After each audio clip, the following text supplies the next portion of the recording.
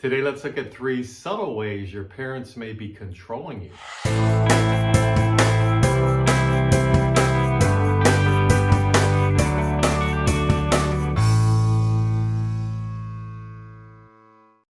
So I say subtle, or maybe not so subtle, it just depends on your family of origin. But what I'm going to mention in this video are generally things that can be a little more covert, a little more hidden. It may not be blatantly obvious, but there's probably an agenda behind it if you find this going on a lot in your life. This may go back to the way you were raised as a kid, or it could be currently happening now in your life. Because parents who emotionally control their children usually are pretty good at it. Many of them know exactly what they're doing. Using subtle forms of manipulation or gaslighting, the one thing it all goes back to is it benefits them somehow.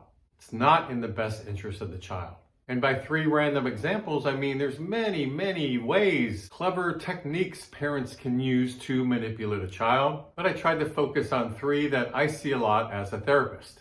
So number 1, they're very helpful. Here, let me do this for you. How can I help you? What's confusing about this is it seems nice. They're saying they want to help, and maybe sometimes they genuinely do help. But if this is a consistent pattern, and especially now you're becoming older, what's that about? For parents who come from a toxic place, they're in some way smothering their child, trying to control their child. They have a big void inside of them, so they're focusing on the child for some reason. Then we have to be careful of the, oh, here, let me help you. When we analyze it a little bit, it could be their way of controlling a situation. For example, by being the nice guy, they're assuring they're going to be looked up to, the good parent. It's a good way of keeping the child small. Like, I don't want you to really grow up. I don't want you to have too strong of a mind, too strong of an opinion or a voice. So let me handle this for you. So therefore, a way of keeping you small. Kind of keeps you dependent on a parent in a way. If they're taking over a lot of things, they're still doing this into your late teens or 20s. That's not helpful. Let the child grow up. Let them find their own way. So if they're doing that, overly assisting, what's that about?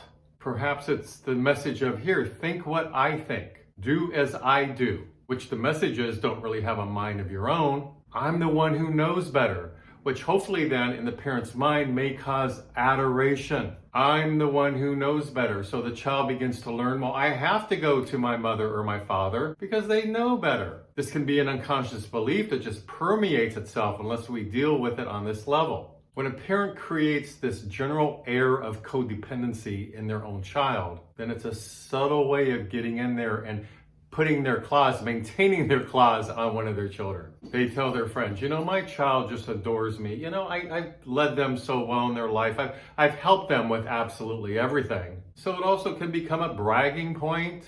But most importantly, it's about filling their own void. They're afraid of life on some level. There's some issues they're not dealing with as an adult. So by focusing in on the child, keeping them somewhat dependent on them, then the parent finds a way to avoid dealing with their own life. Subtle way number 2, they sprinkle on light amounts of guilt when they need to.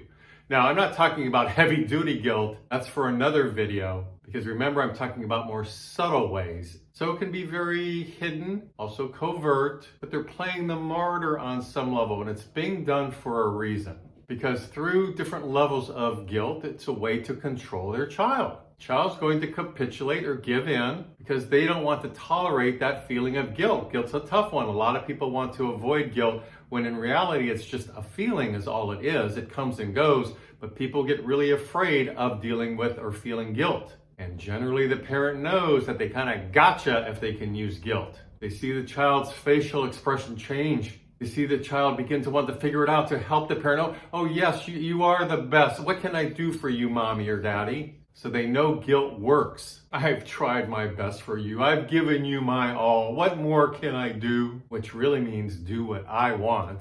I'm the only one who really knows you. I've raised you. I remember breastfeeding you, knowing that I have to be there for you. You're going to need me. After all, I know better than you. I'm older and wiser. I'm your mother. Or we don't want to forget I'm older and wiser and I'm your father. You really can't do this without me. Yes, I know you want to move out, but it's going to be really hard out there. How are you going to pay the rent? You might as well keep living at home. Or, yes, I know you want to go to medical school. I think you would make an excellent doctor, but really? I mean, come on now, let's get practical.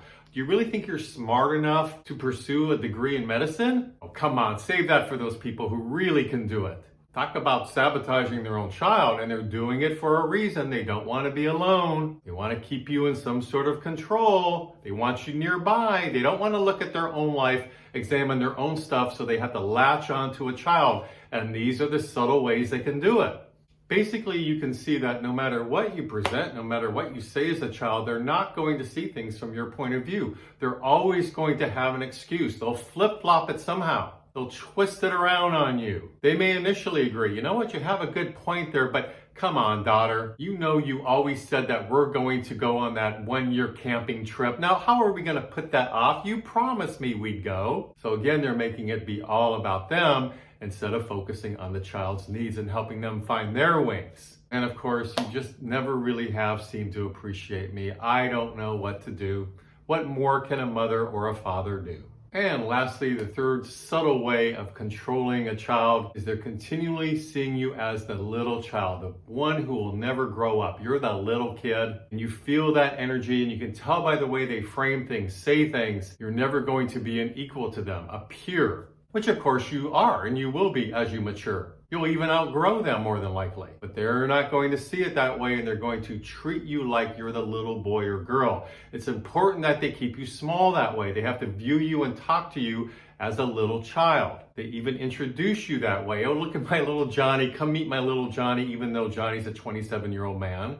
They're invested in keeping you small on some level because they want you around to take care of them as they get older. That could be the goal. Let me go to a nursing home. You better be around to take care of me as I get older and if I get sick. These are the subtle messages. There's an agenda behind this. That's why they're doing this. That's why they're creating this type of world for you. How does it benefit them? They don't want to deal with their shitty marriage, so they have to focus on a child and keep that child nearby. And on the flip side of this, we could have a parent who overly praises the child in a fake, inauthentic way, over the top compliments. This, of course, is a little bit different because it presents itself as I'm getting all this praise. Wow, they think I can do anything. And so if they do that quite often, what's the reason for that? It could be as a way to keep you adoring them. So I've covered 3 subtle, manipulative, sort of controlling ways that a parent has either had with you or still has with you. Again, there's many more. Please don't think this is the full list, but I wanted to talk about these 3. So the main thing you can do is be aware, be aware, be aware. It's like the term follow the money. The more a child can see what's really behind some of these passive aggressive controlling methods the parent has, then the child can see how it really benefits the parent in the long run. At least that's what the parent is hoping, and it's not really about the child at all, other than the child is being used on many levels. So please leave me some comments below. I'd love to hear any thoughts you may have about this topic. I do want to mention that I don't always comment on the comments in the comment section, but we can all learn from your input and your thoughts. Other readers, other people who write comments may find your input very valuable. Please subscribe to my mental health YouTube channel if you like these kind of videos. And until next week, this is Brad Shore signing off from Ask a Shrink.